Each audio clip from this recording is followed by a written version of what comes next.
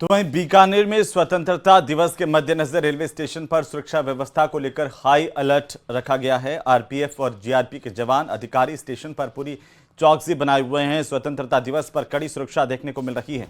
RPF के जवान अधिकारी स्टेशन पर आने और जाने वाली गाड़ियों की विशेष चेकिंग कर रहे हैं। इसे लेकर के चेकिंग अभियान चलाया जा रहा है।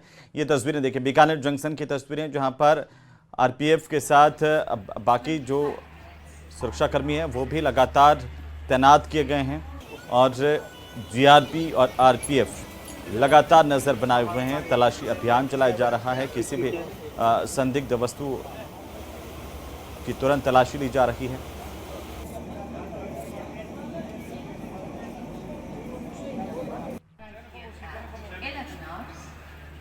के साथ ही सुरक्षा व्यवस्था को जो है वो माकूल किया गया है, चाहे रेलवे स्टेशन हो चाहे अन्य स्थानों पर। आप देखेंगे मेरे ठीक पीछे ये आरपीएफ के जवान हैं और उसके साथ जीआरपी के अधिकारी भी यहाँ पर मौके पर मौजूद हैं और ये सभी जवान जो हैं वो लगातार आने जाने वाली ट्रेन पर निगरानी रख रहे हैं और उसके साथ साथ जो रेलवे स्टेशन पर जो कोई भी तरह का सामान वगैरह जो रखा है उसे पूरी तरीके से चेक किया जा रहा है।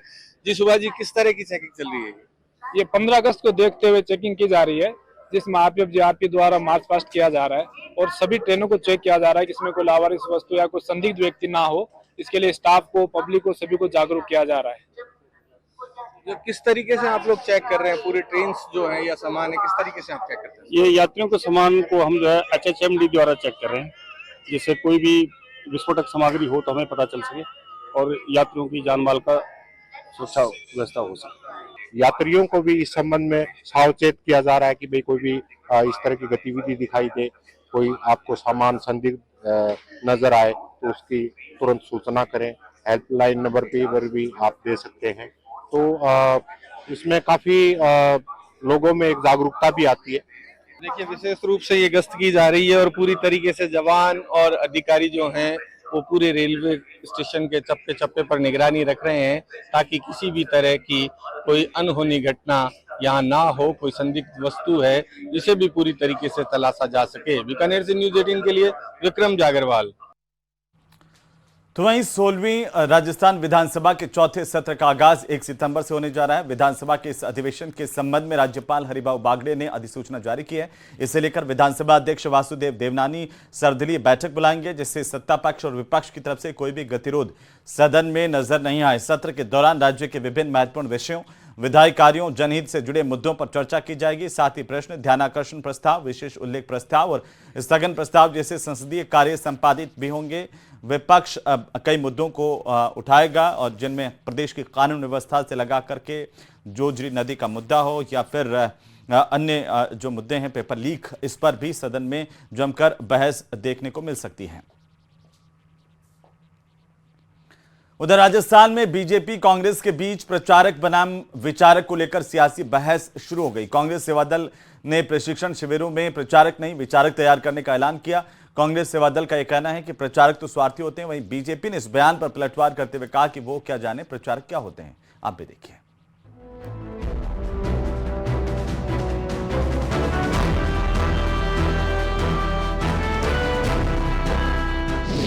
प्रचारक बनाम विचारक, सियासत में नई बहस।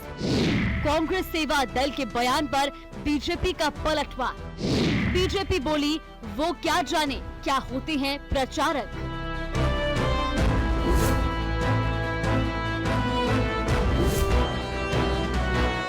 प्रदेश में बीजेपी और कांग्रेस नेताओं के बीच बयानबाजी अक्सर होती रहती है, लेकिन इस बार बहस का विषय है प्रचारक बनाम विचारक। कांग्रेस सेवा दल ने 2 महीने तक 50 जिलों में 3 दिवसीय प्रशिक्षण शिविर शुरू किए हैं। दावा है कि इनमें विचारक तैयार होंगे जो गांव-गांव जाकर राहुल गांधी के विचार और संविधान, लोकतंत्र की रक्षा का संदेश देंगे। सेवा दल के प्रदेश अध्यक्ष हेम सिंह शेखावत ने प्रचारकों पर गंभीर आरोप लगाया कि प्रचारक एक रंग और एक विचार में विश्वास करते हैं, जबकि भारत की पहचान तिरंगी सोच है। इसीलिए हम प्रचारक नहीं विचारक तैयार करेंगे। हम प्रचारक तैयार नहीं करेंगे। प्रचारक तैयार आरएसएस करता है, जो अपने स्वार्थ के लिए काम करते हैं। हम विचारक तैयार करेंगे और वो विचारक गांव गली में जाएंगे और चर्चा करेंगे कि किस प्रकार से देश का संविधान खतरे में, किस प्रकार से देश का लोकतंत्र खतरे में। बीजेपी ने इस बयान को पूरी तरह खारिज कर दिया। प्रदेश महामंत्री जितेंद्र गोठवाल ने कहा, कांग्रेस को प्रचारक के त्याग और सेवा का मतलब नहीं समझती है। गोठवाल ने आरोप लगाया कि कांग्रेस विचारक या विस्तारक जो भी लाए, उनका असली मकसद सिर्फ गांधी परिवार की सेवा करना है। प्रचारक का क्या काम होता है शायद इन्हें जानकारी नहीं है। मुझे ध्यान में आता है पहले भी कांग्रेस ने एक विस्तारक शब्द रिपोर्ट किया था कि हम एक विस्तारक निकालेंगे जो जीवन भर काम करेगा, और अब प्रचारक, अब विस्तारक की जगह इन्होंने विचारक पर चर्चा करना प्रारंभ किया।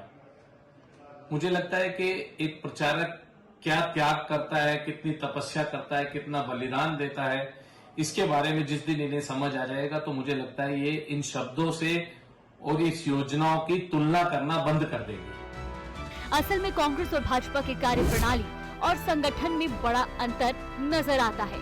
कांग्रेस का अग्रिम संगठन के तौर पर सेवा दल का नाम सामने आता है, जबकि संघ के राजनीतिक संगठन के रूप में भाजपा का नाम आता है। ऐसे में अब देखना है कि किस तरह से और कितना कांग्रेस सेवा दल के विचारक संघ के प्रचारक से मुकाबला कर पाते हैं। जयपुर से न्यूज़ 18 राजस्थान के लिए सुधीर शर्मा की रिपोर्ट। और इसी बीच कांग्रेस के खेमे से इस वक्त की सबसे बड़ी खबर आ रही है। पूर्व मंत्री अमीन खान की कांग्रेस में वापसी हुई है। लोकसभा चुनाव में पार्टी ने 6 साल तक के लिए अमीन खान को निष्कासित कर दिया था। प्रभारी सुखजिंदर सिंह रंधावा ने वापसी को लेकर के आदेश जारी किए। कांग्रेस प्रत्याशी के खिलाफ प्रचार करने की वजह से अमीन खान का निष्कासन हुआ था। अमीन खान को कांग्रेस के प्रभारी सुखजिंदर सिंह रंधावा की तरफ से एंट्री करवाई गई है। रंधावा ने वापसी करवाई है। अमीन खान की कांग्रेस में वापसी की वजह से अमीन खान के जो समर्थक हैं उनमें उत्साह देखने को मिल रहा है। तो पूर्व मंत्री और पूर्व विधायक अमीन खान की कांग्रेस में वापसी हुई है। लगातार वे काफी लंबे समय से इसे लेकर के प्रयासरत थे। कई तरह की सियासी सरगर्मियों के बीच अमीन खान की वापसी को लेकर के लंबी चर्चाएं रही और आखिरकार उनकी घर वापसी हुई है। उधर जयपुर में मनाया जा रहा विश्व हाथी दिवस और हाथी गांव में विश्व हाथी दिवस मनाया जा रहा है। रंग बिरंगे अंदाज में यहां पर हाथी नजर आ रहे हैं। मंत्री अविनाश गहलोत इस कार्यक्रम में शिरकत करने वाले हैं और ये एक्सक्लूसिव तस्वीरें राजधानी जयपुर से आ रही है। सजा धजा हाथी सबसे आगे और उसके पीछे हाथियों का पूरा टोला है। सभी सजे धजे अपने अंदाज में ये हाथी और हाथी दिवस पर ये विशेष कार्यक्रम का आयोजन किया गया है। हाथी अपने महावतों के साथ, और ये देखिए सजावट देखिए, पैरों में घुंघरों से लगा करके हाथियों की जो सजावट है वो देखने लायक है और ख़ास व्यंजन इनके लिए आज रखे गए हैं। हमारे सहयोगी अरबाज अहमद वहाँ पर मौजूद हैं। अरबाज, तस्वीरें तो बेहद ही खूबसूरत दिखाई दे रही हैं। क्या कुछ कार्यक्रम है आज यहाँ पर? आपको भी उसी तरह से सजाने जी बिल्कुल। देखिए, राजस्थान में जयपुर एकमात्र ऐसी जगह जहाँ पर हाथी मौजूद है। हाथी गांव में रखे हैं। हालांकि देश में भले ही 17 राज्यों में जंगली क्षेत्र में हाथी पाए जाते हैं, पर जयपुर के अंदर ये वो पुराने ऐतिहासिक हाथी हैं जो कभी देश में होने वाले बड़े युद्धों के अंदर अपना पराक्रम दिखाया करते थे। आज ये पर्यटन के अंदर अपना पराक्रम दिखाया, हाथियों को किस तरीके से क्या खाना देना चाहिए किया गया है। फैशन वॉक का यहाँ किया गया है और पहली बार आप इन हाथियों को फैशन वॉक करते हुए रेमटॉस पर देखेंगे।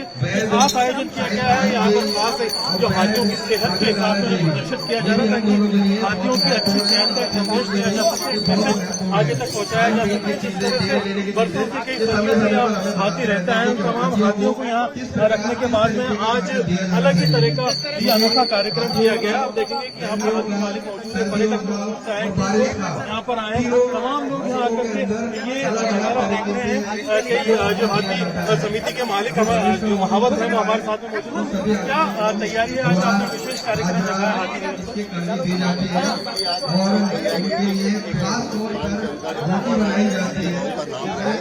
और 200-250 साल से जो हम परंपरा जो हमारी चली आ रही है। तो वहीं सीकर के रेवासा धाम पहुंचे आरएसएस प्रमुख मोहन भागवत ने बिना नाम लिए अमेरिका के राष्ट्रपति ट्रंप पर निशाना साधा।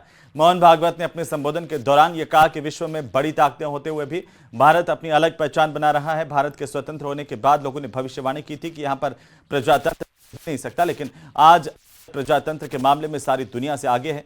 भागवत 9 दिन तक चलने वाले यहां पर श्री सीपीए मिलन समारोह में पहुंचे थे। उन्होंने सभा को संबोधित करने से पहले राघवाचार्य महाराज स्वतंत्रता के बाद का हमारा इतिहास देखे तो उस इतिहास के आधार पर कोई ये तर्क नहीं कर सकता कि भारतवर्ष उठेगा, लेकिन भारतवर्ष उठ रहा है, विश्व में अपना स्थान बना रहा है, विश्व में बड़ी ताकतें हैं उनके बावजूद बना रहा है। लोगों ने भविष्यवाणी की थी भारत स्वतंत्र होने के बाद कि यहां ये प्रजातंत्र चल ही नहीं सकता। प्रजातंत्र चला, प्रजातंत्र पर संकट आया, तब लोगों ने उसका प्रतिकार करके प्रजातंत्र को कायम रखा और आज आश्चर्यकारक रीति से भारत एक प्रजातांत्रिक देश के नाते प्रजातंत्र के मामले में सारी पृथ्वी में आगे है। उधर बाड़मेर के सीमावर्ती नवाताल के सरपंच भारथाराम और उनकी पत्नी खेतू देवी लाल किले पर स्वतंत्रता दिवस समारोह में विशेष अतिथि होंगे। सीमा सुरक्षा बल ने इस बार स्वतंत्रता दिवस पर एक अनोखी पहल करते हुए उन जनप्रतिनिधियों को सम्मानित करने का निर्णय किया जिन्होंने ऑपरेशन सिंदूर समेत हर समय बॉर्डर पर जवानों के साथ कंधे से कंधा मिलाकर देश सेवा में महत्वपूर्ण योगदान दिया है।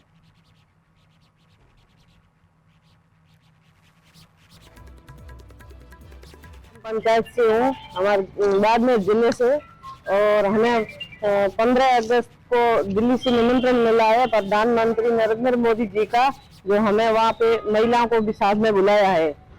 सरपंच के साथ साथ उनको सारी महिलाओं को भी, उनकी पत्नी को साथ में बुलाया है, इसलिए प्रधानमंत्री को दिल से धन्यवाद देती हूँ। और बॉर्डर क्षेत्र की सारी महिलाओं की तरफ से भी मैं प्रधानमंत्री जी को धन्यवाद देती हूँ। बीएसएफ के जवान जो हमें वहाँ तक लेके जा रहे हैं, उनको भी दिल से धन्यवाद है। सर, निमंत्रण अपने नरेंद्र मोदी दिल्ली से आया है कि आपको स्वतंत्रता दिवस 15 अगस्त को दिल्ली निमंत्रण है मुख्य अतिथि रूप में। ऑपरेशन सिंदूर ऑपरेशन जो हुआ उस समय हमने क्या किया, बॉर्डर साथ में बीएसएफ के साथ में कंधा से कंधा मिला के हमने ऐसा काम किया, तो क्योंकि बीएसएफ 1 इंच बॉर्डर से हटे नहीं, बॉर्डर के तम बीएसएफ के साथ में खड़े रहे। पूरे हमारे गांव आते हैं उस क्षेत्र के सभी हमने मिलके बीएसएफ को इतना साथ दिया, तो उस बीएसएफ को उनको हमने महसूस होने नहीं दिया कि आप वहां बैठे। हम उनके साथ में एकदम कंधा से कंधा मिला के हर दम उनके साथ में खड़े थे।